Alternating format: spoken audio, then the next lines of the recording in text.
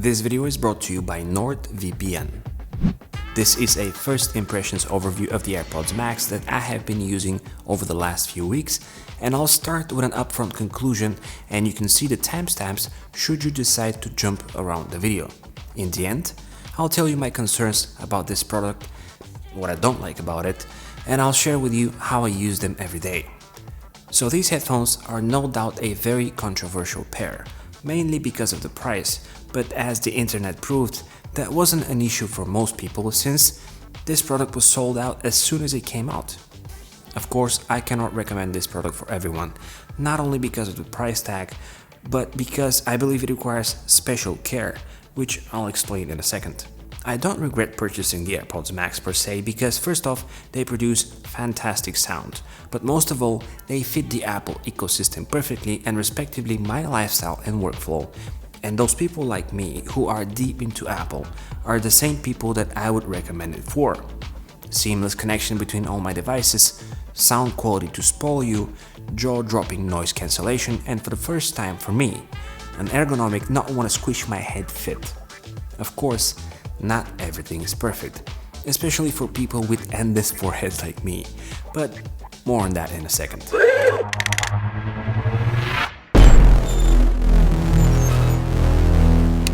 Hey guys, this is E, and if you're new to the channel, welcome. My name is Iskren and most people call me E, and let's start with design and comfort, a pain point for over-ear headphones and people with big heads like me. With me, more often than not, over-ear headphones tend to squeeze my ears region, creating a terrible physical pressure, especially when we talk about longer wear situations, to the point of physical discomfort. So unless I need to do a video edit or something that requires precision audio experience, I resort to my speakers or the regular AirPods. The Max, however, are different for a few reasons, one of which is important to me. Although very heavy, some 150 grams on top of other brands, the weight is very interestingly distributed, and the usual tension is not clamping my ears, but rather the top sides of my head, resulting in a somewhat evenly distributed experience. For the first time in a long time, I can use the headphones for hours. The telescopic adjustment of the headphones is like no other. Aside from stunning aesthetics, micro-adjusting the headphones is an experience of its own, and each time is something that brings joy and reminds of the fact that these are in fact premium headphones. The removable cups are fantastic, and what I love most about them is that they are breathable and very forgiving at any temperature. I'm so used to sweaty leather type of cushions that these mesh ones are a joy to wear even over longer periods. The button placement and the fact that both the buttons are on the top is finally something to be excited about. I'm tired of touch-sensitive cups and buttons placed on the bottom, and here's why. First off, trying to use the thumb, the most non-accurate and less sensitive finger, is always difficult, and when you have 3, 4 and even more buttons mixed with touch-sensitive side cups, it's just a recipe for disaster. With none of my other pair of headphones, I use any of those buttons except for the on-off switch, which again is another complaint, but more on that in a second. Also, having only 2 buttons on the top, or to be precise 1 button and 1 dial button, is extremely natural. Every time the hand reaches up, the fingers naturally rest on both locations, you know, the DJ move, making every interaction simple. The fact that there is no power button and automatic sleep mode is actually perfect. Remember, if you buy those headphones, you buy them to use them, not rest them somewhere or stack them in a drawer or someplace that you don't plan to use them for longer periods of time, which means that you don't always have to think to turn them off. In most of the cases of the Sonys, when I get interrupted, I take them off and forget to actually turn them off. And guess what? They remain on until it's too late. With the AirPods Max, one less thing to think about. Third, about the buttons. I can finally rest my head deep into my pillow without having to worry that I might trigger Siri or transparent mode or something else. Perfect placement if you ask me. Pairing the AirPods Max is as simple as putting them on and glancing at my phone. That's it. With Big Sur, iOS 14 and iPadOS 14, I don't have to think which device I'm using. They're already connected and part of the ecosystem, and I just enjoy them with whichever device I'm working on. Compared to the Sony XM2s that I have, and that's only because I'm using the older model and find no reason to upgrade it. It's just a prehistoric experience to have to pair and unpair them with each device I want to use them on. And as you can expect, this is the number one reason to leave them at home and use them only when I need to space out from the noise around the house. While on the topic of spacing, spatial audio is often being regarded as a gimmick and something to put on a shelf.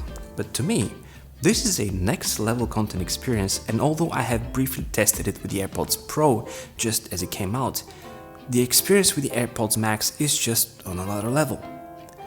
The first time I tried it, I listened to Barack Obama and Oprah, and there were some moments where the president was reading quotes from his own book. I have to tell you that I was blown away. It felt so real, as if that person was right next to me, in front of me, where the phone was sitting. I've never experienced that before. Turning my head and roaming around the room really makes everything so real and immersive. So yeah, I plan to enjoy a lot more spatial audio and overall AirPods Max content on my devices, which leads me to the topic of VPN, because some of my favorite shows like Twin Peaks on Netflix are region specific, and one way to enjoy them is to use NordVPN, who are kind enough to sponsor today's video.